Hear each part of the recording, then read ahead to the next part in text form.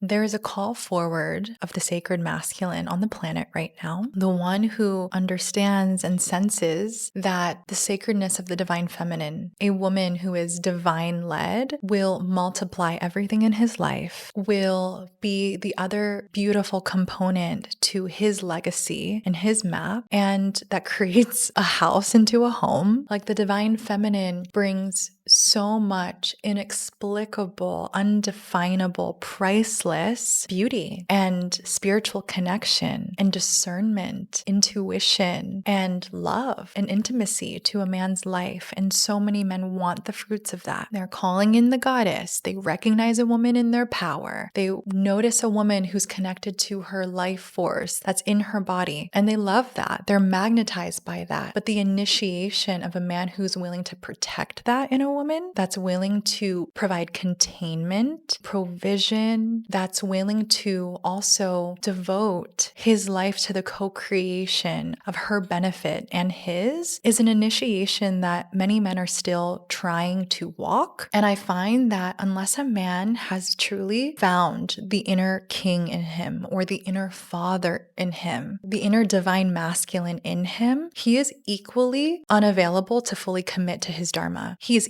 equally unavailable to provide or protect himself. This is where we have men that are feeling like young boys or have the nervous system of a young boy in an adult body. And I say with the utmost compassion that this is, of course, because of a lack of leadership and guidance that they haven't experienced, rites of passage. And so this man is walking around also lost, also confused, also looking for that deeper containment and provision of life, only to realize that he is the answer, the beginning, the middle, and the end, and that God is trying to be realized within this man. It is so powerful when a man takes responsibility for this within his own journey. And it begins with a man's devotion to his legacy, a man's devotion to his ancestral lineage, a man's devotion to being a steward of earth and planet. If men are not taking responsibility to something greater than themselves, very hard to feel a sense of divine worth or divine value in a man's life. There is a divine masculine presence that's trying to be rectified, a God self that's trying to be realized in this man, and ultimately that God self will be able to meet the divine feminine who has been waiting for that level of containment, but he first has to make that choice that that is the path that he is walking.